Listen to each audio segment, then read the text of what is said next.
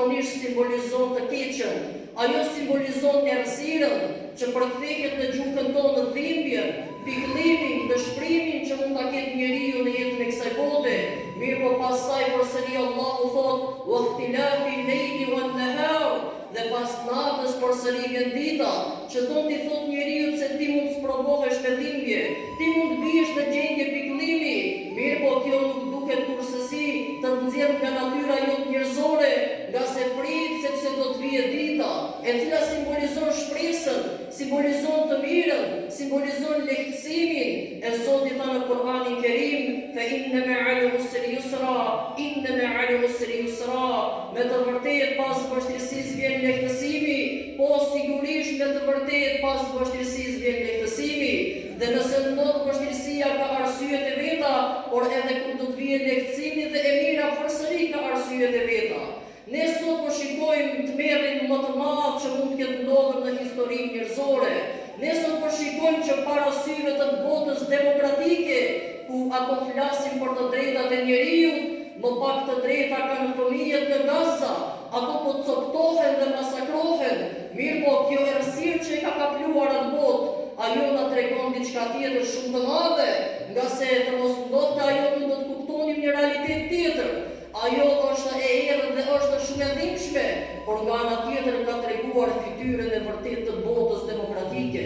Ka treguar fytyrën e vërtetë të atyre që flasin për të drejtat e njeriut. Ka treguar fytyrën e vërtetë të atyre që flasin për të drejtat e fëmijëve, e më pak të drejta Zot na ruaj, e që po coptohet trupi i tyre, janë ato fëmijë që tregojnë se ja kush është fytyra e vërtetë e tyre. E ndodhi kjo që mund t'jetë shikimin tonë errësirë, por Allahu i madhëruar ku e di ne se çka ka dashur tregojmë me urtësinë e tij, por padyshim se do të vijë dita. Mirë po çka flet kjo gjendje? Çka flet kjo situatë?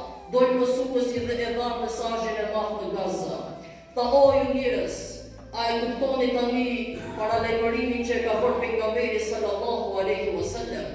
Prej shenjave të kiametit ta Resulullahi alaihi salatu wassalam do të flasin drujt edhe gurët.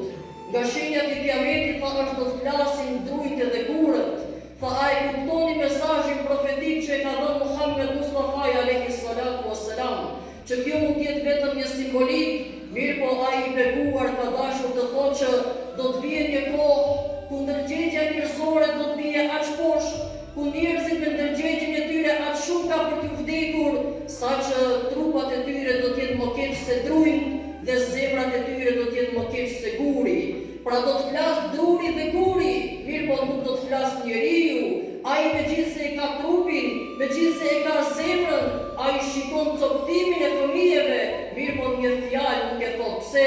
Për arsye të mos prishen politikat tona, të mos prishen marrëdhëniet tona. Nga ana tjetër pse po derdhet gjaku i fëmijëve pa pikë mëshirë, kjo as pak nuk ja bren ndërgjegjen atij.